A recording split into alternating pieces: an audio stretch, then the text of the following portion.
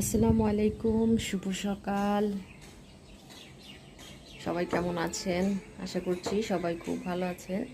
তো আমার প্রতিদিনের রুটিন, সকালে ঘুম থেকে উঠে বারান্দায় এসে গাছগুলোকে এক পলক দেখা, গাছের গোড়ায় পানি দেওয়া, গাছগুলোকে দেখা। তো আজকেও তার বিকল্প নয়। বিশেষ করে মরিচ গাছগুলো আমি অনেক বেশি যত্ন করতেছি। এই যে আমার মরিচ গাছের মরিচ পেকে গেছে, দুইটা মরিচ পেকে গেছে, ছিঁড়ে নেই। এই ছোট্ট এই গাছটার মরিচও পাক ধরছে, এই যে লাল হয়ে গেছে। এই গাছটার মরিচ আমি পান্তা ভাত দিয়ে খাই, অনেক ভালো লাগে পান্তা ভাত দিয়ে খেতে।